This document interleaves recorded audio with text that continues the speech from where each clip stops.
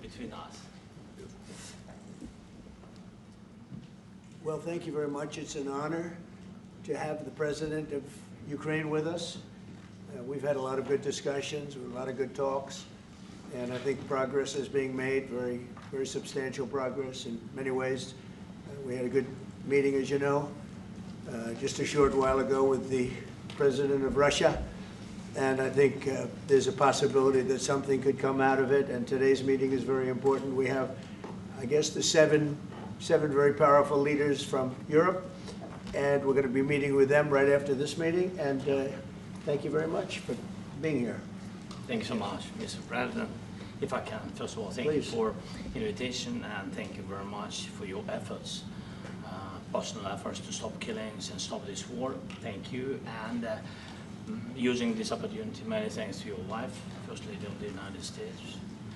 She sent a letter to Putin about our children, abducted children, and my wife, First Lady of Ukraine, she gave the letter. It's not to you, to your wife. Oh, I want it. Yeah. So we're saying this sensitive topic, yes, please. And thanks to our partners, and that you supported this format, that after our meeting we can have leaders who are around us, UK, France, Germany, Italy, Finland, EU, NATO, I mean all partners around Ukraine supporting us. Thanks to them, and thank you very much for invitation. Thank you very much for being here. President Trump. Do you think it's fair? Yes, Peter, go ahead. Thank you, President Trump. So, President Zelensky, you say in a post on X today, Russia must end this war, which it itself started. President Trump, you say President Zelensky of Ukraine can end the war with Russia almost immediately if he wants to. Which is it? Yeah, I think that's true. I think we're going to have a meeting. I think if everything works out well today, we'll have a trilat. And I think there will be a reasonable chance of ending the war when we do that. And is this the end of the road for American support for Ukraine? Is today's meeting deal or no deal? I can never say that. It's never the end of the road. People are being killed, and we want to stop that. So I would not say it's the end of the road. No, I think we have a good chance of doing it. It's been almost 4 years now that a lot of people were killed last week. A lot of people last week. I mean, millions of people killed, but a lot of people last week for whatever reason. A big number, a lot of soldiers, on both sides. And I know the president, I know myself, and I believe Vladimir Putin wants to see it ended. And as you met with Putin on Friday, today you've got President Zelensky here. As you listen to Russia and Ukraine, which side has the better cards? Right? Well, I don't want to say that. I'm just here to be, look, this isn't my war. This is Joe Biden's war. He's the one that had a lot to do with this happening, and we want to get it ended. And we want it to end good for everybody. We want it to end good. The people of Ukraine have suffered incredibly. And to that point, President Zelensky, are you prepared to keep sending Ukrainian troops to their deaths for another couple years, or are you going to agree to redraw the maps? Thank you for your question. So, first of all, we live under each day attacks. You know that today have been a lot of attacks and a lot of wounded people, and the child was dead, small one year and a half. So we need to stop this war, to stop Russia, and we need support American and European partners, and we will do our best for this. So, and I think we show that we are strong people, and we supported the idea of the United States, of personally of President Trump, to stop this war, to make a diplomatic way of finishing this war, and we are ready for trilateral, as President said. This is a good signal about trilateral. I think this is very good. Thank you. Mr. President,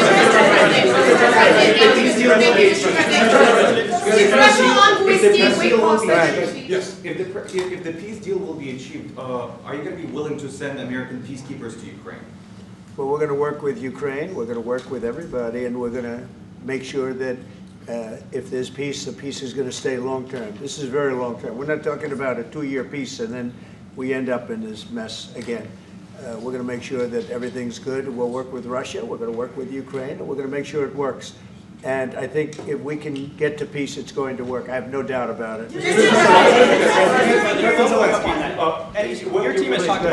Your team has talked about security guarantees. Could that involve U.S. troops? Would you roll that out in the future? We'll let you know that maybe later today. We're meeting with 7 great leaders of great countries also, and we'll be talking about that. They'll all be involved, but there'll be a lot of help. When it comes to security, there's going to be a lot of help. It's going to be good. They are first line of defense because they're there. They're Europe. But we're going to help them out also. We'll be involved. Mr. President, Vladimir Putin mentioned that the war will not end without addressing the root causes of this war. Have you had an understanding what are the root causes of this war? Well, look, the war is going to end. When it ends, I can't tell you, but the war is going to end, and this gentleman wants it to end, and Vladimir Putin wants it to end. I think the whole world is tired of it, and we're going to get it ended. It was, you know, I've done 6 wars. I've ended 6 wars, and I thought this maybe would be the easiest one, and it's not the easiest one. It's a tough one. A lot of reasons for it, and they'll be talking about it for a long time. But they'll be talking about the others. Look, India, Pakistan. We're talking about the big places. When you look at, you just take a look at some of these wars. You go to Africa and take a look at that. Rwanda and the Congo, Republic of the Congo. That's been going on for 31 years. And so we've done a total of 6, and we really have 6, not including the fact that we obliterated, and it turned out to be a total obliteration, the nuclear, as you said, the future nuclear capability of Iran. And this one, I think we're going to get solved also. I feel confident we're going to get it solved. Like guarantees or special envoy put forward. Thank you, Mr. President. Can you tell us about your conversations with European leaders and what they need to see to support an end to the war? Yeah, well, we're going to be meeting with a great representative group and 7 very powerful, very big countries, and great people, all friends of mine and friends of yours. And we're going to have some suggestions made. They want to see peace. They would like to see peace. President, when did Russia, you said last In night the red, in the red. President Trump, do you think it's fair to, for Ukraine and for Russia to achieve a lasting and durable peace if Ukraine cedes its territories that Russia hasn't yet conquered? Do you think it's a fair peace for Ukraine? We're going to have a lasting peace. Just to answer the first part of your question, we're going to have a lasting peace. I hope it's going to be immediately. I hope it doesn't have to go on. And I think people of the whole world is going to be very happy when that's announced. Yeah, please. Mr. President, you posted on social media, Mr. President, a very touching letter from the First Lady, and the letter was hand-delivered to President Putin, and it calls for an end to the war, essentially, because of the children and the children's future. Why did the First Lady feel that letter was necessary? Was it because she believes that Mr. Putin is the aggressor in the war? Is a similar letter being hand-delivered to President Zelensky? So the First Lady felt very strongly. She's watched the same thing that you watch and that I watch. I see things that you don't get to see, and it's horrible. But when she's got a great love of children, she has a wonderful son that she loves, probably more than anybody, including me. I hate to say it, but she loves her son. She loves children. And she hates to see something like this happening, and that goes for other wars too. I mean, she sees the heartbreak, the parents, the funerals that you see on television. Always funerals. We want to see something other than funerals. No, she felt it was a beautiful letter. It was very well received by him, and she did ask me to say, you know, she would love to see this end. She would love to see it end, and she says it very openly, very proudly, and with great sorrow because so many people have been killed. Mr. President, last week, Brian, go ahead, Brian. Yes, sir. I've got a question for each of you. Yes. First of all, Mr. President Zelensky, you look fabulous in that suit. I said the same thing. Yeah, you look good. I said the same thing. Yeah, looks good on I you. said to the one that attacked you last time. See, now he's I remember that. Yeah, I apologize to you. You look wonderful. No, my first question for you, President But Zelensky. you are in the same suit. You see, I changed, you are not. Maybe yours is much better. Please. Real quickly, upon peace, God willing we get peace, are you open to holding an election in your country? Yes, of course. We are open for election, yes. We have to do safety circumstances. And a little bit, we need to work in the parliament, because during the war you can't have elections, but we can do security. We need, maybe, how to say, we need a truth, yes, everywhere, in the battlefield, in the sky, and the sea, yeah, to make possible for people to do democratic, open, legal elections. So you say we're ready. during the war, you can't have elections. So let me just say, 3.5 years from now, so you mean if we happen to be in a war with somebody, no more elections? Oh, that's good. I wonder what the fake You like news this is idea? gonna say. No, this is- No. Speaking of news, I got a question for you. This sounds insane for me even to ask this, but do you think the American media really doesn't even want a peace deal because they've been so critical of you every step of the way as you lead the charge for peace? It's an amazing phenomenon. I said that if in the settlement you got Moscow, St. Petersburg, and thousands of miles around them, they would say, I made a bad deal. The level of hatred and animosity is incredible. Not with all. I mean, we have great people up here. We also have terrible people up there that I think are told what to say. But, you know, in solving all of these wars, they don't even write about it. You know, I saw major wars. I saw wars that have been going on for 31, 35, and 37, and a couple of quicker ones. One that was going to go into a full-blown deal very quickly. You know what the one I'm talking about. It was a big one. But they don't even write about that. No matter what I do, no matter what, and you know, this is not anything to do with you. It's probably to your advantage in a certain way. But no matter what I do, no matter what deal I make, from my standpoint, you'll come out good. Maybe President Putin will come out good. But they'll say, Trump was absolutely horrible. It's just that, and I've lived with that for a long time. I've lived with it since just before the first election. I used to get great publicity. Now I get the worst publicity anyone's ever gotten in office, but I won in a landslide, so that people understand. They're the only ones that count, ultimately. But I've also had great reporters. I've had journalists that are very good.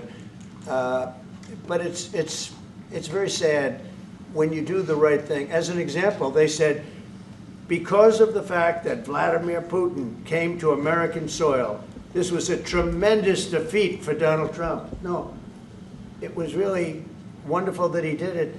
It was a hard thing for him to do, to be honest with you. It was the opposite of what they said, but they said it. Now, if he didn't come, they'd say that was also bad for Trump. You know, there's no way. And there's just a great dishonesty of the press, and I think that's why it's lost its credibility. You know, its credibility is at an all-time low. We have a thing going on right now in D.C. We went from the most unsafe place anywhere to a place that now friends are calling me up, Democrats are calling me up, and they're saying, sir, I want to thank you. My wife and I went out to dinner last night for the first time in 4 years, and Washington, D.C. is safe, and you did that in 4 days. I'll tell you, it's safe. I had another friend of mine. He has a son who's a great golfer. He's on tour, and he came in 4th yesterday in the big tournament where Scotty Scheffler made the great shot, and he said his son is going to dinner in Washington, D.C. tonight. I said, would you have allowed that to happen a year ago? He said, no way, no way. He said, what you've done is incredible, and I think the people realize it. But the press says, he's a dictator, he's trying to take over. No, all I want is security for our people. But people that haven't gone out to dinner in Washington, D.C. in 2 years are going out to dinner, and the restaurants the last 2 days were busier than they've been in a long time. Thank Sir, you. I walked around yesterday with MTG. If you could walk around with DC with MTG and not be attacked, the city is safe. Yes.